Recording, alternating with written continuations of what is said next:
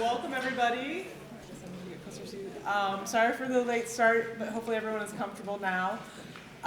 This week is Careers in Aging Week nationally. So Dr. Melodonis has been kind enough for the past 2 years to schedule this event during this week for our class. We speak about gerontology already in the class, but this is an excellent opportunity for you guys to take advantage firsthand of people who actually work in the field and get the inside scoop on things. So we have them here tonight for you. If you have questions, I'm sure they're going to be happy to answer them after they tell you a little bit about how they got into aging and why they got into aging. So one housekeeping note, there is a sign-in sheet. If you haven't got it already, I will start it again. You can pass it around for both the online and the in-class students. And then PT students, obviously you don't have to worry about signing in at all. This is just for the HSC 200. And that is, so the students before you are a mix of introduction to health science students.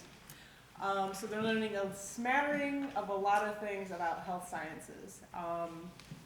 And then the students over here are from the DPT program, the Doctorate of Physical Therapy. So without further ado, I'm going to turn over to Dr. Melodonis, and she can introduce the panelists to us. So thank you for being here.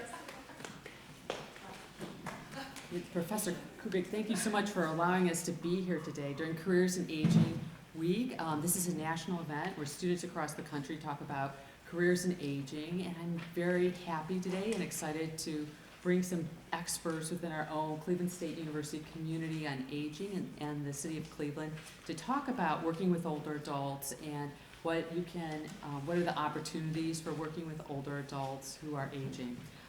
Today we have Professor Chilton down on the end. She's an occupational therapy professor at Cleveland State University. And next to Professor Chilton is Dr. Catherine Judge, who is Director of the Adult Development and Aging Doctoral Studies in Psychology at Cleveland State. And then to the left of Dr. Judge, we have Ms. Katie Gideon. And I had the pleasure of working with Katie in the past several years, so she's completing her gerontology certificate. Katie is now working for the City of Cleveland Department of Aging, so welcome, Katie. Thank you for being here and a part of the panel.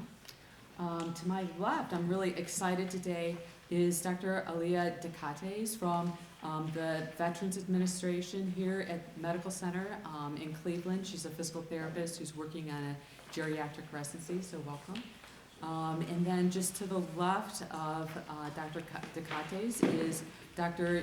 Nita Ritter, who represents the School of Nursing at Cleveland State University, and I'm thrilled that she can spend some time here. She has a very busy period of the semester for her, working very hard with interdisciplinary teaming courses that she's doing, so thank you. And then last but not least, I'm thrilled that Dr. Annette Franklin is here from the social work department at Cleveland State University. She's a visiting faculty and been here for the past 2 years working really hard in the social work department. So welcome to all of our panelists, and I don't know, who wants to, Robin, would you like to go first? Or? Sure. Do you just want us to introduce ourselves? Yeah, do you want to, they'll get you more on camera if you come up to the podium. I know you, I'm sorry. You didn't pay me enough for this, Mary.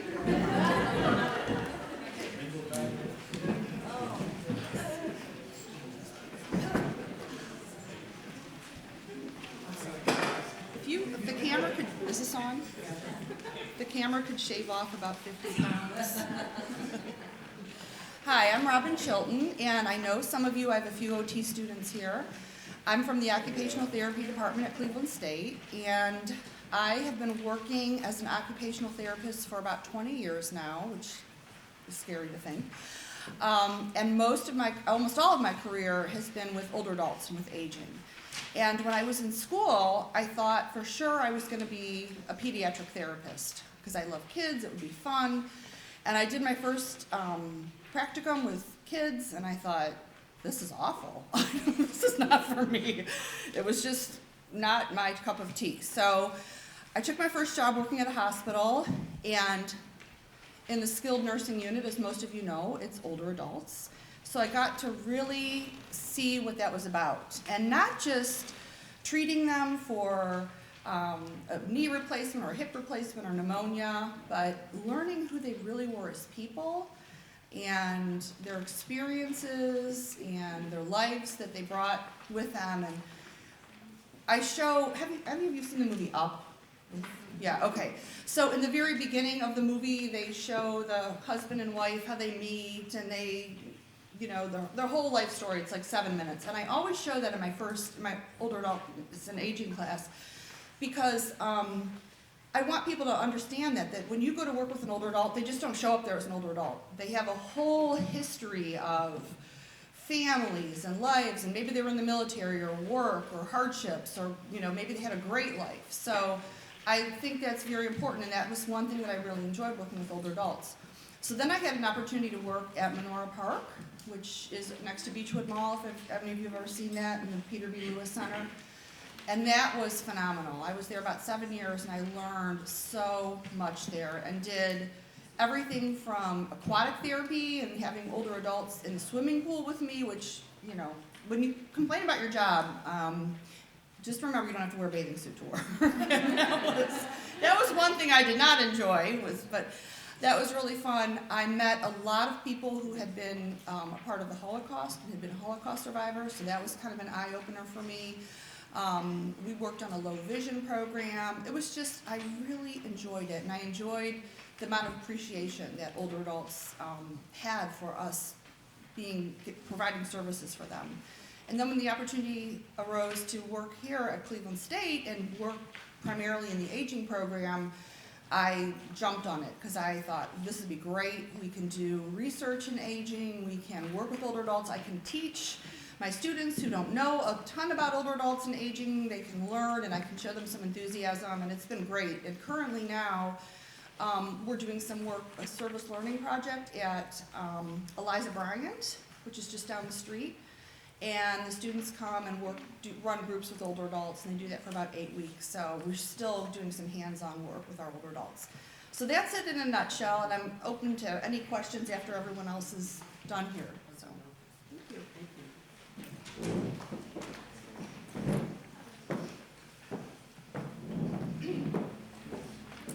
Hi, everyone. I'm Dr. Catherine Judge. I'm in the psychology department here at Cleveland State University. And I would say probably close to over 22 years ago, I was an undergraduate at the University of Akron, and I had just switched my major from biology to I wasn't sure. I had no idea what I wanted to do. I was a senior, though, and I knew that I needed to do something. And so I took a bunch of different classes, and I fell in love with psychology.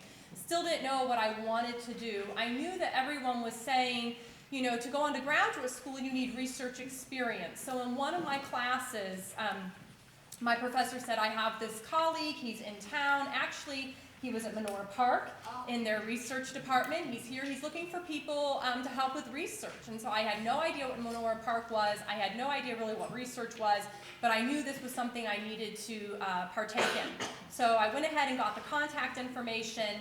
And what I would say in terms of my experience and maybe giving it to you guys is be on the lookout for unexpected opportunities, because that's what happened with me. I never dreamt in a million years that a chance meeting at Menorah Park with a particular individual, Dr. Cameron Camp, would literally change the trajectory and the course of my career. I had never thought of working with older adults. I had never really been on a locked dementia unit in terms of what that was, how that might be. But as soon as I went there and I started volunteering and doing research, I was sold. I became enamored with the idea of helping improve the lives of older adults who had memory loss or dementia, and creating windows of opportunities for them to display competencies and remaining abilities that they normally didn't get the chance to do. From that, as an undergraduate, that turned into a full-time research assistant position. I still wasn't sure if I really wanted to do more clinical work or more research-oriented work. So after I graduated with my bachelor's degree from Akron, I took about 1.5 years off, and also to study for that dreaded GRE. So I did that, and then I was lucky enough to find a doctoral program in applied cognitive aging, actually at the University of Akron. That's where I did my doctoral training. And ever since that chance encounter and experiences, those very formative experiences at Menorah Park, I've always done research that involves developing, implementing, and evaluating psychosocial interventions for individuals with dementia and their family caregivers. And my first job out was actually as a research scientist up in the Cleveland area here at an organization called Benjamin Rose Institute on Aging. From there then I applied and received the tenure track position I have now at Cleveland State University. So I would say keep your eye open for unanticipated opportunities and keep yourself open to things that you may not realize really could become your passion.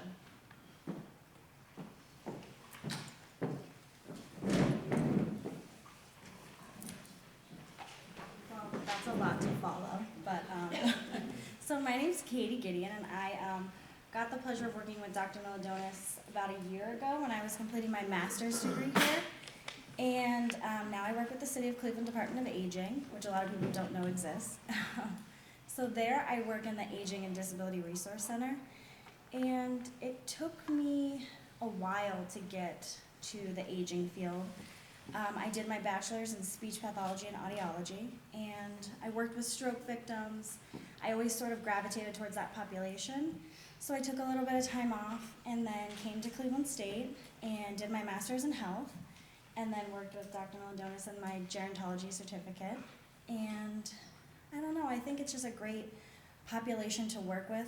Like Robin and Kathy said, they have so many stories and so many things to say, and they're so appreciative of all the services.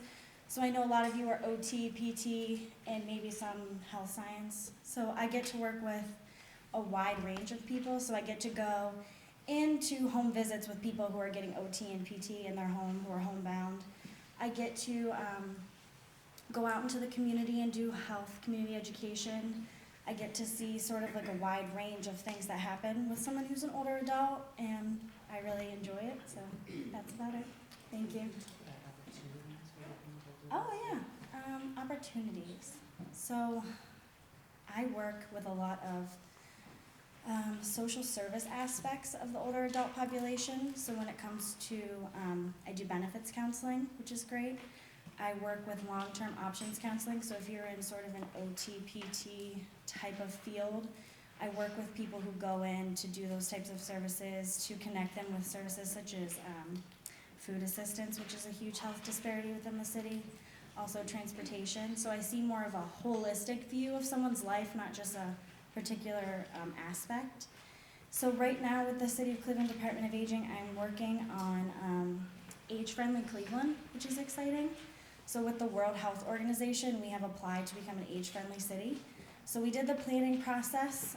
So someone who's more into research, we worked with Community Health Solutions. They helped us do the report. So now we are in the planning phase, which we will plan on how to make Cleveland a more age-friendly city. So that is an exciting opportunity if someone's interested in something like that. I'm also a part of a aging mastery program, which touches on health and fitness and socialization. It's a program that's in the city recreation centers. So I don't know if you guys are familiar with all the city recs. So I go into the city recreation centers. It's a 10-week program. It's almost like going back to school for them. They really enjoy it. And it sort of touches on how lifespan has extended so much. So what do we do with all this time that we have left over? Their parents didn't have this extra time, but they do. So it touches on how they can make it more meaningful. So those are also opportunities. And yeah, if you guys have questions later about what I do, you can come ask me. Thank you.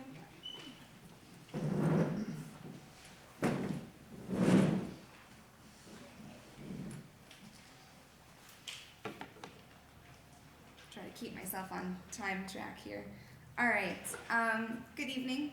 My name is Aaliyah Decatus. I'm a doctor of physical therapy, and I'm currently a geriatric physical therapy resident at the Wade Park VA Medical Center. I've been working in the field for just under 2 years. I'll start by giving you guys a little bit of background about myself and the progression of my career thus far. I did not always know that I wanted to work in the geriatric population.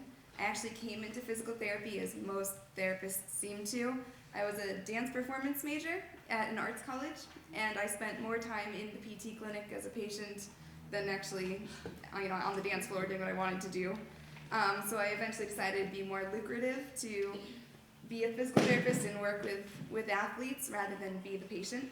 So I switched majors and I ended up in PT school. My plan initially was to get my degree and work with dancers. However, all of that changed after my first clinical rotation. My first clinical rotation was in an acute rehabilitation setting in Pennsylvania. I loved working in the hospital. We got to work with a whole team of providers, coordinating care, lab values, daily nursing reports, as well as speech and occupational therapists. But mostly I loved the fact that every day I went home and I felt like I had made a difference, and I had all these fantastic stories between, something that the patients may have told me that was hilarious, or, the near fall that happened and that great save moment that every PT knows. So for me, the other thing that was really nice is my patients all had goals that seemed to be really obtainable. They were very meaningful to them. And that made my job a lot more rewarding. To have someone say, I just really want to go home and be able to pay the bills. My wife has never done that before, and I don't want her being at home doing that by herself. So those goals were far more obtainable to me, and they were something that we could really work for. And it was very creative as well. Sometimes it was just problem solving. Okay, they can do everything safely in the house, but how do we get them up the 3 steps to get there? And how do we get them back out again if there's an emergency? So it was always a little bit different, and it was always exciting to me. Another aspect of the geriatric population that I truly enjoyed was the variety of diagnoses. In any given day, you would treat anyone from a knee replacement or a heart attack, possibly a stroke, individuals with falls, COPD, amputations, kind of all over the place. The amount of variety and knowledge that I needed to carry was really exciting to me.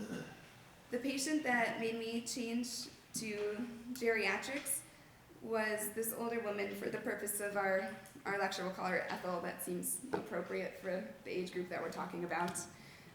So she experienced a stroke while her family was over for family reunion, and she spent about a month with us. She had no motion, no movement in her right arm or leg, and couldn't speak at all as well. But she was cognitively intact. She would nod her head yes or no appropriately to questions. She'd kind of give you a little smirk if something was funny. But that was really as well as we got to know her, other than from her family.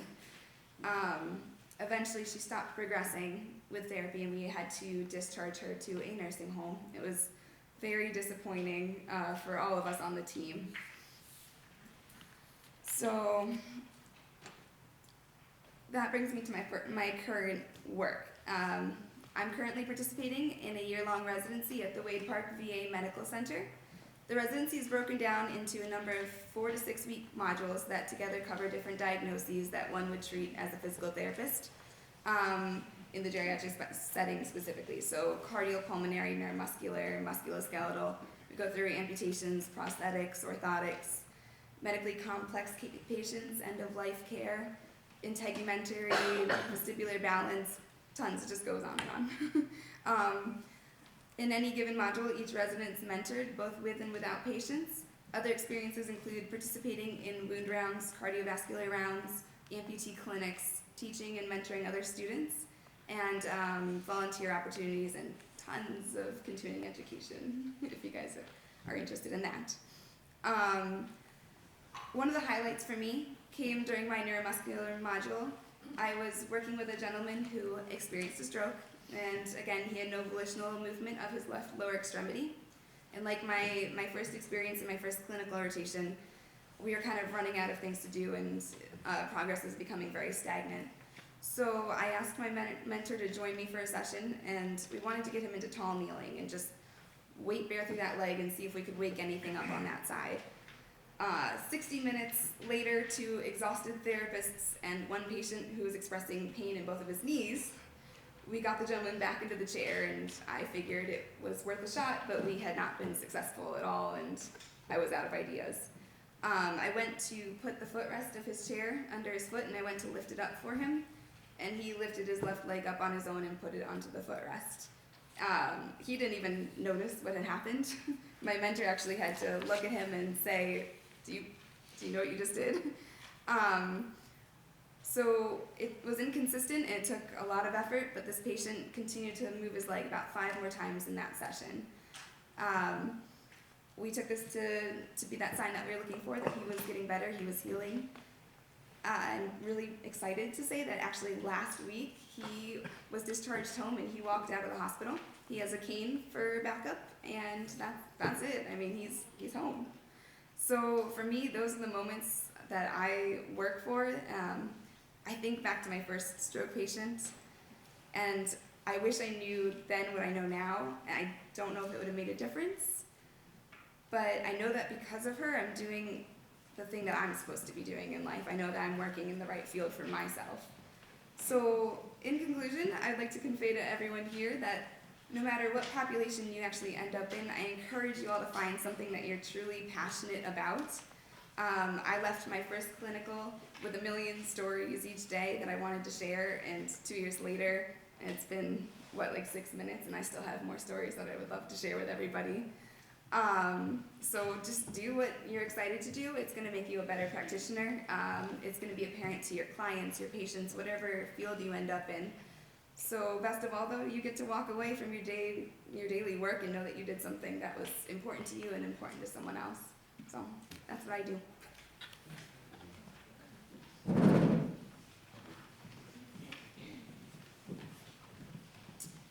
I'm Dr. Joan Niederreiter. I do not have a medical background as my first degree. I was actually a business major. We lived in Germany for 4 years while my husband was in the military, and while we were over there, I got into adult education. When we moved back to the States, Ohio wanted me to go back to school to further my education in order to get certified in, I'm assuming, more social work type things is what I think their degree program was, but what I had did not fit for them. So I was looking for another opportunity, something where I could do education if I wanted to, but also something that I had 4 children, so fit into my schedule. And nursing seemed to be that fit. I went into nursing, got a 2-year degree, then went right back for my bachelor's and master's degree from Akron. Before I went into nursing, I was working as a nursing assistant in a nursing home, and I found that I really liked the older adult population. When I graduated from nursing school, I got my job at the clinic. I've been there for 22 years. I still work there PRN. And the floor I ended up on happened to be their geriatric, basically geriatric floor, where they did team medical treatment of the patient. So that every morning they would meet with the team. It would be a doctor, a physical therapist, a pharmacist, occupational therapy, the nurse, and they would discuss the geriatric patients on the unit. And I really found that I enjoyed that area. But if you look at nursing and you look at a hospital, for the most part on adult floors, your majority of your patients are going to be the elderly population. And why is that? Because as they get older, they're more likely to be the ones that are sick and in the hospital.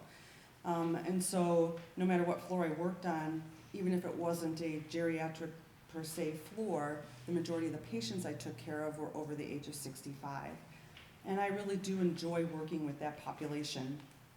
And as far as nursing goes, there are just many different avenues in nursing that you can do as somebody with a nursing degree. If you want to work in a hospital, you can. Most likely you will work with geriatrics. If you want to specifically work with a geriatric population, we have all sorts of nursing facilities, rehab facilities, nursing homes, long-term care centers that have mostly geriatric population in them. If you want to do home care, majority of your home care will probably be to older adult population.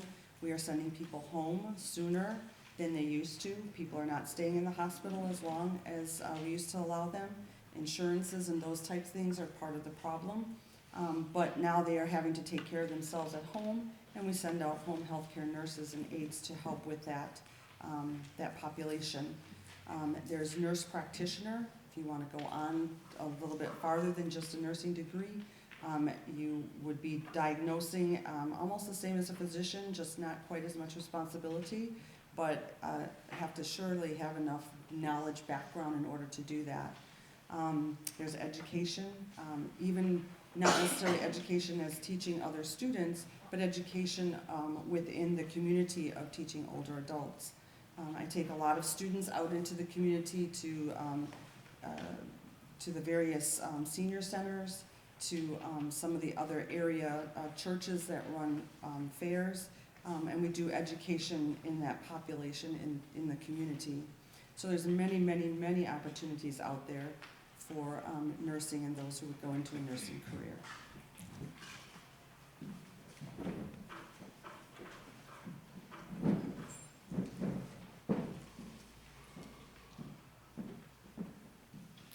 Good evening. I'm Dr. Annette Franklin, and I'm so glad to see so many of you here because I get the opportunity to tell you about gerontology in social work. And most people don't know about all the multiple settings that we are able to work in once we get our degree. I've been a social worker for 22 years, did not plan, like many, to work with the elderly. My area is mental health and drug and alcohol. And in my practice, private practice, and in a hospital setting, is that when I became involved with the elderly, because many of my patients, and what we call them in the hospitals, we call them clients, now had mental health and drug and alcohol addiction. So that's where my practice began and my concern with the elderly. So much so, as part of our competency is that if there is an area that we do not know much about, is that we go and learn. So I went back to get my certification from a local university in the area and get my certification in gerontology. Since then, I have taught gerontology in several programs and love it when my students have the passion like I do for the elderly. And I often tell my students that I am a senior teaching you about how to take care of me because I am in that population of 60 and over. Our NESW, which is our National Association of Social Workers, over the years have come to recognize certainly this is the older population, and as individuals age, we know that they are getting older. So there's a variety and number of employment settings for social workers for the older people with the expansion of the populations, and I'll only give you a couple. There are certainly adult daycare centers, drug and alcohol abuse services, area on aging, as you heard from this young lady here, assisted living, bereavement services, educational institutions, believe it or not, that there are elderly who attend college. And in my class, the social work classes presently, in all 5 classes that I teach, I can tell you that I have someone that's 30 to 62 years old in my classes. We have family services organizations. We also know that there are many grandparents and even great-grandparents that are raising their children. There's home health care, hospice, and medical centers, life care communities, mental health centers, nursing homes, outpatient, and certain prisons. There is an aging population, believe it or not, in prisons that need to be serviced. And certainly you know about veterans. And those are just a few, so that later on when you have questions, I have another list here. One of the things that NESW has done is it offers certification for individuals who are interested in working with aging. One of them is a certified hospice and palliative care social worker, and I can give you information on that later. The clinical social worker in gerontology, and that's the expertise in working with older adults. Then also another one is the advanced social worker in gerontology. And if, when you have questions, I certainly would be glad to share this information for you. Like I said, I have a passion for what I do, love it, and I love when people want to know more about our profession. And this is certainly one of the many, many settings in which social workers are able to work in once they finish their bachelor's degree and then go on further for their master's. So thank you, everyone. If we can give our panelists a round of applause.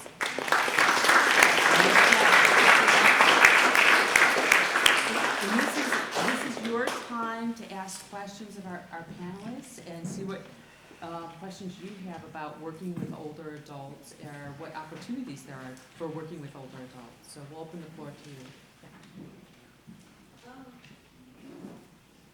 It's funny that a few of you I can identify with. I'm a master's of social work student in my last year. I'm due to graduate in May. And in undergrad, I found out that the geriatric population is what I really like because I had a friend, and all through school, when we were at Tri-C, getting our associates, and after we came over to Cleveland State, she always said she wanted to work with the geriatric, the elderly population. And my exact word was, I don't want to work with them old people. It had a little cuss word in the middle, but I'm like, I didn't want to work with them people. And just by chance, I ended up doing my undergrad internship at a nursing home. I was doing what I love to do best, which is hospice, but it was at a nursing home, and found out that I absolutely love the elderly population. So, I would say to other students in here, don't ever say what you don't like or won't do, because you never know. So, which brings me to why I'm here today is to learn more about the certification program, because I've been a student here for quite a while, and I never knew that there was a gerontology certification program. Yeah, there's a certificate at Cleveland State that is cross disciplines that students, you're a graduate student? Mm-hmm. Yeah, so there's a basic course that everybody has to take, and then there's 2 additional courses on top of that, and then you do capstone or research project with older adults or in a geriatric setting. And there are some cards at the door that have the web address also for the gerontology certificate. And I'd love to talk to you.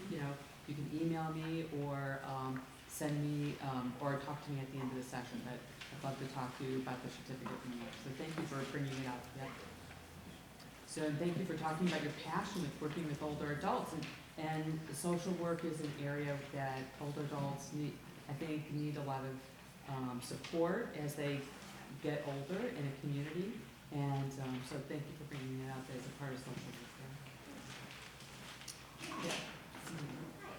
This is for any and or all of you. I'm just curious, in your respective positions, how have you observed health disparities as an issue for the elders that you work with? How does health disparities fit into the aging population in this area?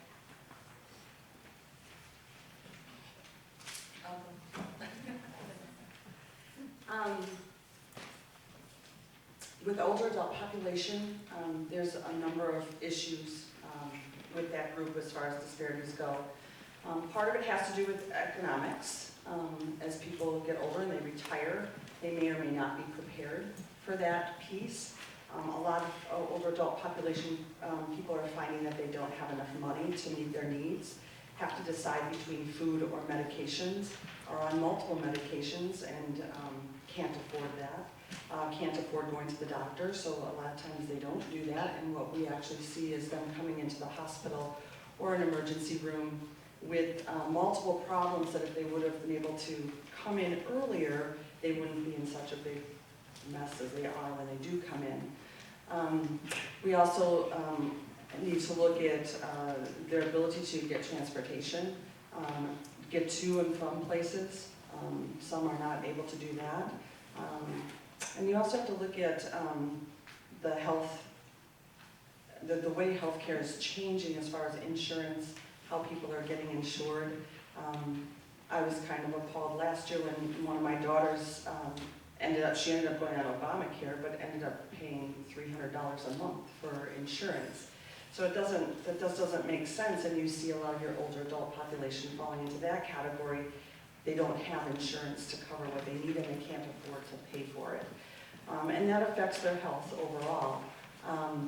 And so there's a lot of things that are changing in healthcare, and it's continuously changing. And so as professionals in taking care of those populations, we really need to looking at resources and things that are out there for them, and also looking at a team, which if it works correctly, I should be working with social work, I should be working with case management, I should be working with PT, OT, I should be working with respiratory in taking care of a older adult population patient. For social workers, our main purpose is really to look at resources for quality of life. And with the certifications that I talked about that social workers can get in gerontology, is certainly looking at advanced planning in life, and especially for a certain population when it comes to social economic status, Native Americans, African Americans, homeless veterans. And a lot of it has to do with education as well, especially that when we talk about Medicare, is that Medicare is different in every state, and that some of the advantages of Medicare that individuals do not know, that they don't have to take just Medicare Part A and B, that there are Medicare Advantage programs that individuals have very little out-of-pocket expenses for. So a lot of what we do is really helping individuals with those resources and partnering with our other care individuals like nursing and other types of professions that work with, and then helping professions that work with the elderly, because there's a lot that people do not understand about aging and how to access resources. So again, it's really about that quality of life, and that we, really look at, certainly when it comes to medications and being able to stay in your home and other issues that are faced with that quality of life. So I'd like to just say a few words. I think the role of aging and development, you just don't turn 50 or 30 or 80 one day and you start aging. Aging is a lifelong process, and the impact of health disparities is incredibly important. And in the aging process, once you get to a certain milestone, you may have certain things with respect to disparities that become magnified. So as our prior speakers talked about, the role of socioeconomic status, the role of race, the role of gender, the role of health literacy, the role of access. Do you have health insurance? Do you not have health insurance? Do you live in a rural or an urban environment? Do you have transportation services? All of these combine to make it that much more complicated for the normal average older adult, because the quote-unquote normal older average adult, and we're talking age 60, 65 and older, on their own manages between 3 and 5 chronic health conditions, and that's normal, that's average. And so you can imagine now if you put an additional complex medical condition like dementia or Alzheimer's disease or COPD or something like that, it becomes increasingly difficult in terms of the presses that these individuals must face in terms of managing their health conditions, which result then in health disparities. I would like to say 2 other things real quick in terms of the health disparities. I think unfortunately in our society we marginalize older adults. Aging is not looked at in a positive light. I think that you in this room and you that are going to go on to be clinicians and researchers really need to kind of take up the march, if you will, in terms of shedding light on the positive aspects of aging and the wonderful aspects that these individuals have to share with their lives and throughout the aging process. Because I think unfortunately a lot of times older adults are marginalized. Within my very specific area of research, so I work with people who have memory loss like dementia, vascular dementia, Lewy body dementia. And the process of having dementia is heartbreaking, not only for the individual, but for their family caregiver.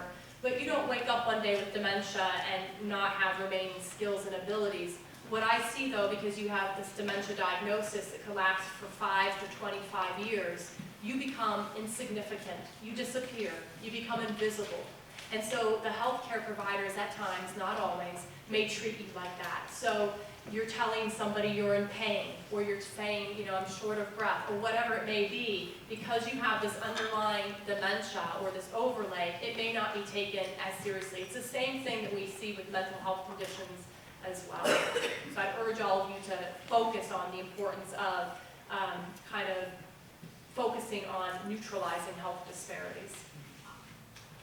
I'm just going to kind of add a little bit to that. So for physical therapy, there's a number of health disparities that I think have already sort of been mentioned.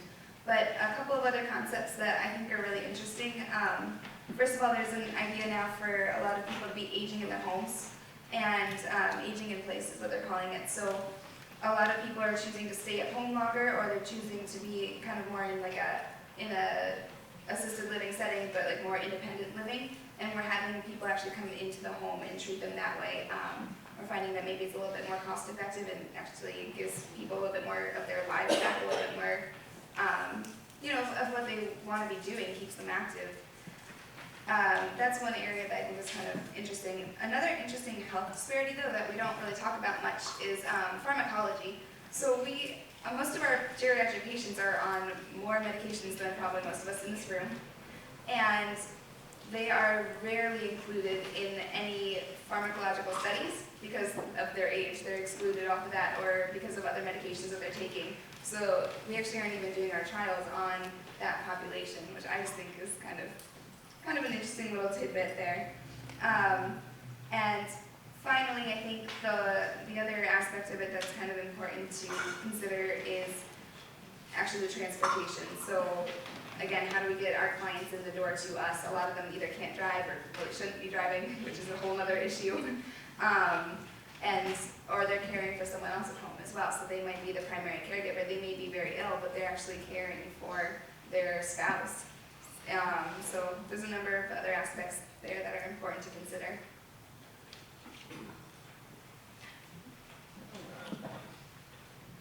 I sort of had an opportunity to see healthcare disparities in real life. I think we all have.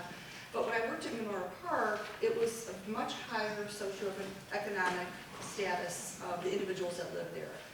And so as an OT, we always wanted, occupational therapists, we always wanted to teach people to be as independent as possible, to do their what we call activities of daily living, where they're bathing and dressing and cooking and cleaning and doing all those things. And what we found sometimes is that because on the other end of the spectrum, these folks had money to pay for people to come and do that, they weren't as interested or as involved in therapy as we would have liked.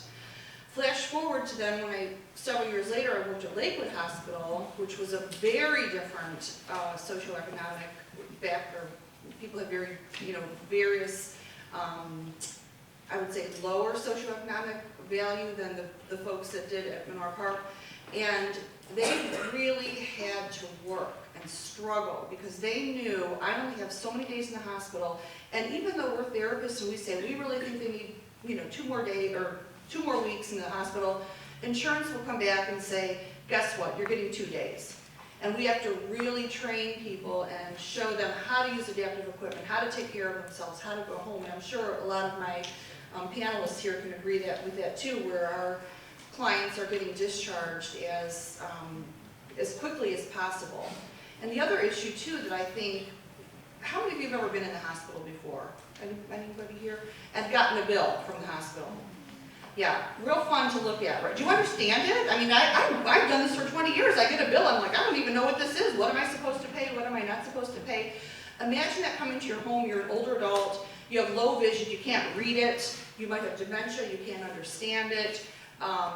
You're sick, doing that when you don't feel good. There's just so much out there that our older adults deal with when it comes to disparity of resources, disparity of money, different aspects like that. So that was kind of something I was interested in talking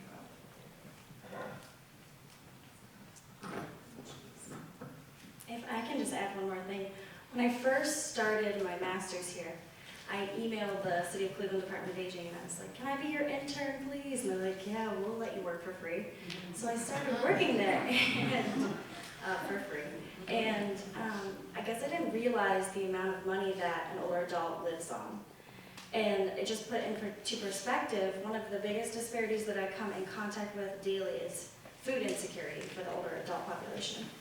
And then that brings into the fact that they can't get to the food pantries, or they can't get to the congregate meals, or the home delivered meal companies within the city are just too backlogged and can't get them food. So that's another thing that I see, or they don't have transportation, as everyone was saying, which is a huge disparity in the city.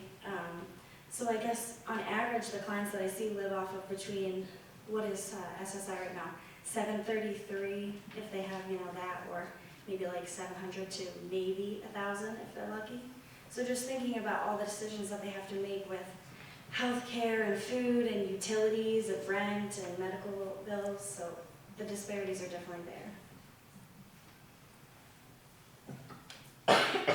And then, just like at home, got a good last word in it. The other thing, and I just read a book about this over the weekend, is the cost of long-term care. And for people that go into nursing homes, it is outrageous what you pay per month for a nicer facility. And I think people aren't really, or older adults weren't really advised about long-term care insurance and different things that are available now. So if your parents, because most everybody here is relatively young, but if your parents ever say, geez, you're interested in aging, and have you ever heard about this long-term care insurance or other ways to take care of myself when I'm older, look into all of that, because the cost of a nursing home or even having an aide come to your home and take care of you is outrageous. So something to think about for your own families as well as advising your clients on it too. And I'd like to add on that with the long-term health care. The older the individual is when they want to access and pay for the long-term care, the more expensive it is. So that if you're going to think about that, the earlier you do it, the better, because it is also expensive. And when you think about individuals who may not, when they talk about fixed income and do not have a lucrative retirement package or have money coming in other than their Social Security, which, by the way, I have to tell you that Social Security never was meant to be retirement, and that we do have many of our elderly living on Social Security, and this home and the long-term health care is rather expensive also. So again, there's a lot of education that we need to do when we talk about working with our elderly, and especially when it comes to health care disparities. And I want to also add, when someone was talking about medication, we have many adults who have to decide, is that, am I going to pay my rent? Am I going to buy groceries? Or do I get my medication? And usually medication is the one that's left out when it comes to making the choice of what it is that I need for my standard of living, and what can I do without. So those are some things too when we talk about healthcare disparities. If you want to know how much those cost, just so you know, an independent living place costs around $3,000, a fairly decent one, not independent, assisted living. If they have to go into long-term care, it can be up to $9,000 or more a month. That's a lot of money. Some people, that's all they're making in a year. So. I'm just wondering, has the Affordable Care Act impacted or maybe improved the elderly's access to any of these facilities, or? No. It's made of Actually, there are gaps only because individuals can't agree on how we should handle healthcare. There's still a lot to do with when we talk about the Affordable Health Care Act. Like anything that's implemented, is that there has to be some improvement. Certainly you all hear that by the time you get a certain age, you're not going to have Social Security. Well, I just told you I'm well past 60, and I heard that when I was in the 11th grade. people did not want Social Security either in 1935 when it was implemented as the same. So that there's a lot of work and there's a lot of advocacy to do when it comes to affordable health care, especially when it comes to our older population when we talk about health disparities. I'll just share really quickly. My aunt is 68, I think she's 68. She needs a hip replacement. Well, the insurance company will not authorize her to get the MRI she needs in order for them to see how much damage is done so they know what they need to repair. So, and there's a lot of things like that that are occurring. So. What other questions do you have for our panelists?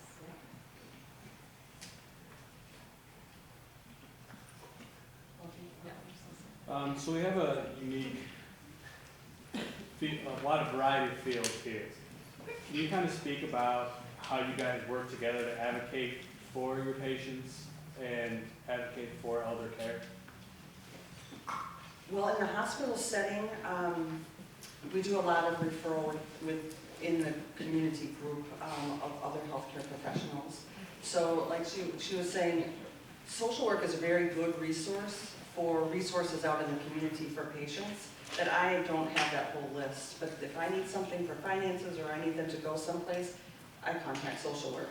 Physical therapy, occupational therapy, we work with them when we have patients that, as a nurse, I identify somebody that looks like they're weak, that they may not be safe at home. Doctor, can you please write a referral to PT/OT, have them evaluated to see if they're safe to be home? Do they need to go to rehab for a while? And in some hospitals, they have the team meetings. We don't do that anymore where I'm at, where we used to have them every day. But there are a few floors that still try and get the nurse, the physical therapy, the doctor together in one place to discuss what's going on with patients. And they're really interdisciplinary teams. They're really pushing to do that, to bring that back around again, because they have found that, you know, you learn your discipline and you learn what your job is, but if you don't know what everybody else in that healthcare team's job is or what they know, then you're missing out on your resources for helping that patient. Just to jump on that too, for PT, so I'm at the VA hospital, so we actually have rounding and interdisciplinary team meetings for pretty much every area of the hospital. Some areas that, like the acute care for cardiopulmonary, they're actually rounding daily. So they'll have the doctors and the nurses and anyone like from PT or OT or social work that's needed, so that you can start the discharge planning basically day one, the second they came in overnight. In terms of our longer care, I've found particularly for me, as I'm working with a patient, I'll usually have a good hour with them daily, and something that maybe I didn't ask before or just didn't come out when we were talking about home setup or any other issues that they may have. All kinds of things come out when you're working with your patients that you didn't know were issues 2 days ago. And I'm very fortunate at the VA. We have programs for pretty much everything, but I cannot possibly keep track of them all, so I instantly refer them over to social work, and usually I'll learn a new program that we have that I didn't realize even existed. So we're going back and forth constantly, running over on the floor. For nursing as well, we want our patients doing what we're practicing in the PT gym. We want them to start applying it on the floor, so we're constantly sending information back and forth on how someone's getting in and out of bed, how they're are they getting in a wheelchair and propelling it themselves. I'll see someone that's being pushed over to dinner and I'm like, really? You can do that yourself. So it's a matter of communicating with your team. Yeah, I think the communication is key, because you might see something that the physical therapist doesn't see, or vice versa, or social work. I mean, when I do a chart review, that's the first thing I do is I look at the social worker's notes, because they are so key in telling me where this person came from, what their prior level of function was, what they plan to do when they go home. And you really need to know that when you're planning your treatment plans. I think also, and boy, you're gonna hate this, good documentation is also, everybody hates writing treatment notes, but good documentation is so important, because when you go into the chart, you wanna see, maybe you don't run into the physical therapist that day, or they're off or whatnot. you can look to see, okay, they were walking 150 feet times 2 with a wheeled walker. Good to know. I know that I can get them around in the kitchen and do a little bit of work doing meal prep. So I think that is really important. And you know, if they have rounds or if they have team meetings, those are always important. And to involve the family too. I think letting them know what's going on and giving a realistic perspective for what discharge will be is important. And I'd like to say that the communication of the interprofessional team is very important, because without those, that we would not know what resources that would be out there. Certainly we depend on our nurses and our psychologists and all the other helping professions to help us to know what resources, so that we can make the proper referrals, so that without the other individuals who are sitting at this table, and you said that there's a lot of, you know, the different professions here, is that we need them in order to help our patients, and that without them and without that communication, it would be impossible for us to do our jobs. So as I always tell all my students, that we do not do anything by ourselves. We do depend on other individuals from other professions. So I'd like to give a little bit different perspective, since I'm a researcher. So I'm not a clinician. I don't work in the quote-unquote real world. I work in academia, right? So all of my research, though, is not basic. It's applied translational research. The goal of all of my research protocols is to embed them in the fabric of an organization. And so my ability to create research protocols and get them implemented and evaluated within real organization depends on all of these individuals here. And it really requires a different skill set. So I, as a researcher, need to understand the dynamics of the organization. I need to understand what different clinical faculty or clinical staff or individuals are doing within an organization. And most of my interventions really are designed to be interdisciplinary. So one of my more recent interventions, it's an intervention developed for veterans who have traumatic brain injury or stroke. And it's an interdisciplinary kind of team approach in terms of providing psychosocial and counseling-based educational skills training for the veteran with the TBI or stroke and their family caregiver.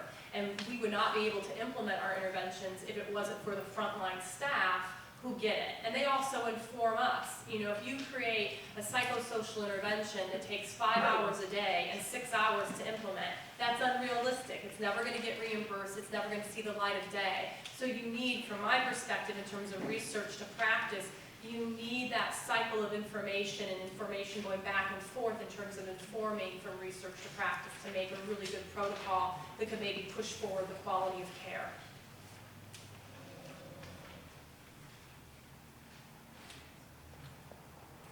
Great questions. What other questions do you have?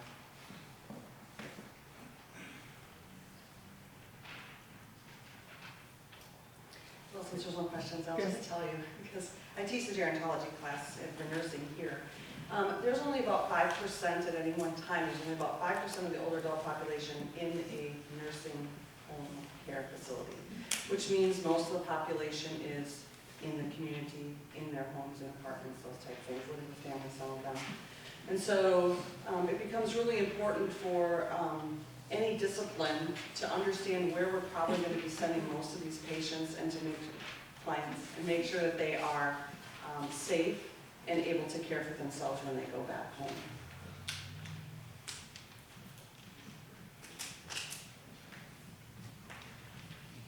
So if we convinced anyone to work with older adults today, maybe, maybe not, think about it. I think our panelists, this has been a really exciting presentation that we've been able to bring here. We've got some incredible people at the table in front of you. Please take advantage of it. Professor Kubik, I don't know if you have anything else you want to tell the group before we break.